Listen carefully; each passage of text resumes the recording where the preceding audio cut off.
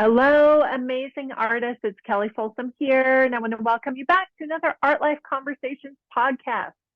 Today, we're continuing our conversation on why you're not painting and what to do about it. This is part two, and we're going to cover two other reasons why you might not be painting and what to do about it. So, this one is really a biggie. Um, Next to, I think underneath, if you want to listen to the other one, go listen to last week's where we talked about identity and then your thoughts and your beliefs, right? So underneath that, I would say number three is environment. So let's say you've stepped into your identity as an artist, or you're starting to step into it, you're starting to show up and create and do the work. Or maybe you have had a very strong practice for a while, but something has kind of gotten off kilter, or you've hit a dry spell, you haven't been creating. This is the number three biggie to me, and that is environment. You don't have an environment set up for you to create in, or you don't have one that is set up properly. Okay, so in the beginning, again, whenever I first started out as an artist, this was an issue for me. Like I said, I noticed that I would create whenever I would go externally out of the house to an art class. Then I would, make time to create only in that container of wherever the studio was that I was going to, or whatever art class. And that is the only time that week that I would actually set aside time to create. Meanwhile, back home, at the apartment that I was living in with my, ex-husband at the time, I had nowhere set up in the apartment for me to create. So it was no surprise that I wasn't creating in between classes, right? And whenever I would kind of set up, my drawing board to draw or something like that, I would, I would sit on the couch and prop it up on the coffee table, or I would go into. I remember a few times for some homework assignments, like if the instructor gave me homework, I would, find a way to make some art at home while my husband was not at home, by the way, and we'll get to that here in a moment. But I would set something up maybe in the kitchen or on the kitchen dining room table. I would set something up to draw, or I would draw in there. But otherwise, I had nowhere to create. And every time I wanted to create, it was a really big hindrance of, well, where am I going to do this? I had no private space as an artist for me to, go in, shut the door. And it was not easy for me to create. So every time I would get done working on a drawing, at the time I was just doing drawings, every time I would get done working on a drawing, I'd have to put all of my stuff up, put it all back in the drawing bag, go put it in the closet, of the bedroom, put everything away because we need the kitchen table to eat dinner on, or now we're going to watch TV in the evening. So we need the coffee table, or my ex-husband needed the coffee table for playing his video games at night, right? So I'm just trying to paint you a picture of, from my experience in those early days, these were the things that really helped me back. And then even once I got to art school, I got divorced and I went to art school. Okay. And I was living on my own, but I was renting a room in this woman's house, and it was a small room, and I didn't have really anywhere to set up and keep my stuff set up to paint. So I didn't have an easel. I didn't even own an easel, and I was enrolled in art school. Okay. I had hardly any room to store any supplies. Whenever I would go, I could go, one of the options was I could go to the art school and create in one of the studios if they weren't being used. But that also meant people coming in and out of studios, talking, chit chatting, playing whatever music they were playing, and it was very distracting. Now, in those the first couple of years of art school, I did what I had to do to try to get in that extra creative time. And I couldn't afford, to live anywhere else at the time. I couldn't afford to have my own private studio at the time, or at least so I thought. That was one of my, kind of one of my limiting beliefs. I just thought, oh, I can't afford that, even though I was finding a way to afford $100,000 in art school, right? So that's something else. When I talk about those beliefs, limiting beliefs, they're assumptions. A lot of beliefs are automatic and they're assumptions, and you're just not challenging those things that you think are true, are truly set in stone. So this was really holding me back. Now, for a while, I would find a way again to like set something up in my bedroom, in the spare room I was renting from this lady I was living with in Connecticut. And that worked, better. That worked a little bit better. And then eventually, my new boyfriend that I started dating, he had offered to share his spare bedroom, and he was also an artist. And he had offered to share his space with me. And so he and I shared the studio together, which still was not ideal, right? It was not really ideal for him, and it wasn't ideal for me either, but at least it was a little bit better, right? So you've got to look at your environment. Is it easy for you to get your gears like always ready to go? You've got a private designated space where you can create, or at least if it's not totally private, at least a space that is always set up, that is always ready to go. You can see your work in progress whenever you need to. This is what a real artist does. So again, it kind of goes back to that identity piece of like, if you're not providing this very basic necessity for yourself as an artist, why not? Because every artist has to have a space where they can create, right? And, if you don't have that, that is a crisis, my friends. That would be like, I don't even know what to compare it to. It would be like if you were experiencing a health crisis. So, except for this is the health of your artistic soul, right? This is the health of your artistic growth. And that's why I say, and now I know 15 years, gosh, how many years? Yeah, 15 years in, now I know how serious this is and how serious we need to take this as artists. So ideally, you've got to have a space that is set up, that is your private, like, creative sanctuary.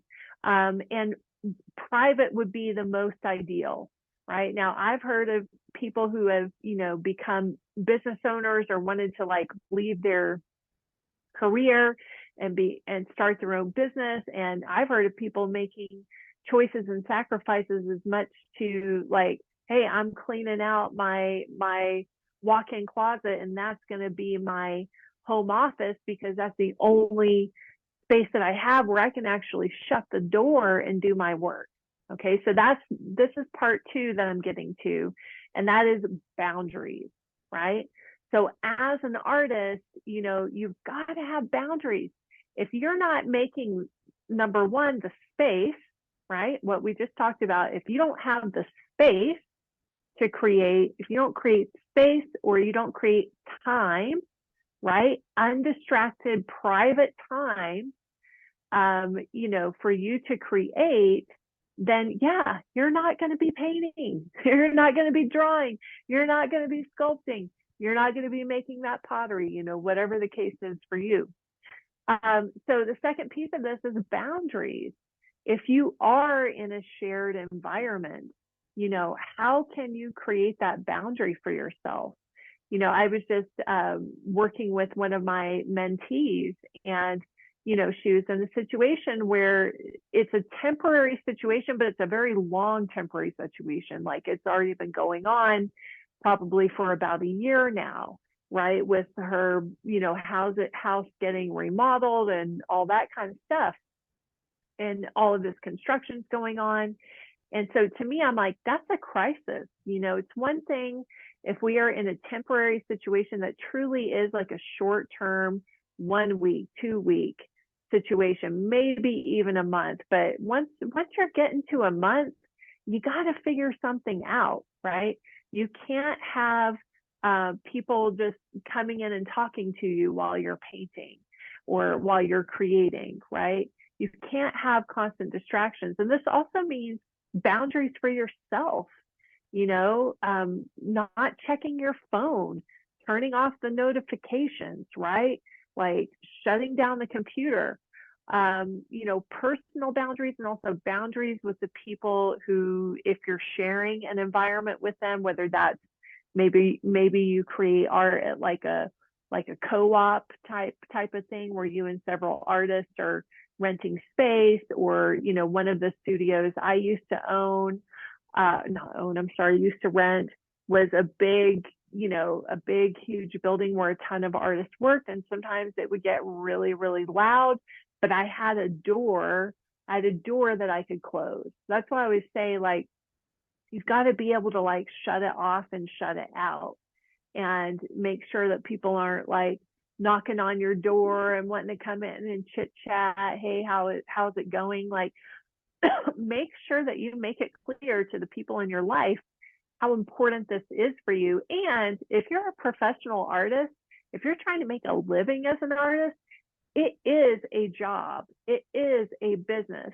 And if you're not taking it seriously like that, like if you're just showing up willy-nilly whenever you feel like, and you're letting people just take your time from you whenever they feel like it, and you're just easily giving it away, you're probably not going to be that successful as an artist, and you're probably not going to improve very much in your skill set. So this is just, this is just truth. It's just facts. For me, when I was in art school, I finally got to the place where I started challenging my limiting belief that I couldn't afford a studio. And I also had this kind of schema in my mind about, this is what a studio looks like. I kind of had like, of course, we all have these big dreams, of having like this big private studio with the large windows and all the things. And I had to realize, like, oh, I have like this really rigid idea of what a studio is, and I just need a private space that I can go to by myself and shut the door and make my art. So you have to get to the place where you are just so sick of being where you're at, you're so frustrated, right, that you're willing to make a change. You're willing to stop screwing around, and do whatever it takes. So whether that means you're setting up a tent in your backyard, if the weather's nice and that's where you're painting, maybe that means you're going out and you're doing landscape plein air painting so that you can actually have that private time alone to create. Like, there's always a solution. There's always a way. And so for me, I realized that I was really hindering my progress and my growth as an artist because I didn't have a private space. And I was in my 4th year of art school. And even at art school, they had given us like a 10-foot by 10-foot, like square, kind of like a booth kind of thing. But they weren't private. There was no door you could shut. There was no ceiling. So everybody would just come in and they would play their music loud, or they would come in and try to talk to you while you were there to work. And I just couldn't get any work done. I couldn't concentrate, And obviously you can do things like, getting the noise canceling headphones and things like that, but it was just still too distracting to me. And so I finally bit the bullet and was like, I got to see what's for rent out there. I've got to see. And we were in a very expensive area in Connecticut. And really didn't know, but I thought there's only one way I'm going to find out. I've got to, get the classified. Back then, it's like get the paper, get the classifieds, go online, go to Craigslist, and see, is there anything I can afford that I could actually create in. And I ended up finding this little small office space. It was about the size of a closet, and it was like $180 a month, but it was private, and it was for me, and it was big enough, that I could, create in. And I tell you, as soon as I made that decision, right, and that's really all it boils down to, is what is the decision that you need to make, right? And just do that thing. So as soon as I made that decision, I got moved into my little closet office space, and I saw so much growth in my work. I could have two paintings going at the same time. I could leave and lock the door whenever I was done. And the beauty of it for me, this has always worked well for me, is that I didn't have my computer down there. So when I was there, I was just really concentrating on painting and concentrating on art. And if I was going to go there, I was going to make the most of my time there, right? Um, so I might be there for 2 hours. It was fine. 10 minutes from where I lived, 10 minutes from my boyfriend's house at the time. And so it wasn't like it was a huge deal, like I was driving across town and wasting all this time. Now, the studio that I had here in Denver, it would take me 30 minutes to an hour, depending on traffic, to get to that studio. So when I went to the studio, it was like, I'm here, and I'm here all day, and I'm going to create something, like this is my painting time. So for me, having those very clear boundaries around my creative time, having that private space, was a huge key for me to create more, and a huge key to my growth, my progress. And you might be thinking to yourself, but Kelly, I can't do that. And maybe you truly can't. Maybe you are a caretaker for somebody, but you can find some way. You can find some way to set yourself up as close, as best as you can get it in the circumstances you're in, right? As best as you can. And even in that situation, it's like, I would just brainstorm, what are every possible option that I can think of where I could get private environment, and have it to where it's easy and set up. So whenever I used to do a lot of plein air painting, I would have a second set of gear that was just always in the car. I had a gear that easel and things like this that were set up at home for my still life painting. And then I would have a separate set of paints, of brushes, and all of that, so that anytime the mood struck or the weather was nice, then I would just be able to hop in the car and go, and I would have everything there. As soon as I found my spot, I could get out and paint.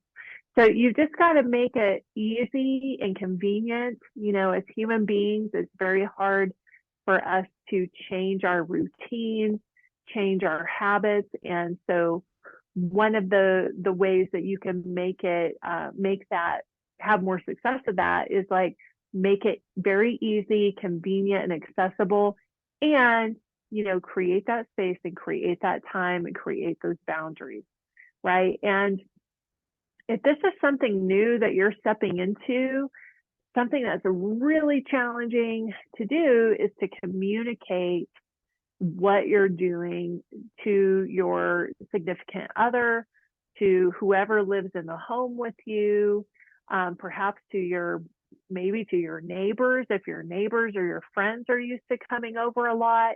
you're going to have those honest conversations with people, to let them know, like, hey, this is my painting time. This is important to me. And so I'm not going to be available to do XYZ. We need to like work out the details of that. Right. And I'm not saying that that's easy to do. It never is. But if those people really love you, they're going to want what's best for you. They're going to want you to be happy, and they're going to be supportive of that. And I'm not saying that they're going to be perfectly supportive all the time. That's hard for most of us to do. None of us really like to deal with change, but they will. The more that you demonstrate that this is important to you by your actions and by showing up and doing the thing and holding to your word, to the boundaries that you set, the more that those people are going to get the message, right? So it's kind of that phrase of like, basically we train people how to treat us, right? So anyways, I hope that this has been helpful to all of you. I believe we're going to do a part 3, because obviously this is like a multi-layered thing. It's kind of like doing a diagnosis, right? Like, if why you're not painting is like, well, it could be this, it could be this, it could be this. And so I'll see you next week for part 3. Let me know in the comments below what resonated with you here. What is it that you think is keeping you from painting? Let me know in the comments below. All right. Happy painting, happy creating, everybody. And I'll see you next week. Bye for now.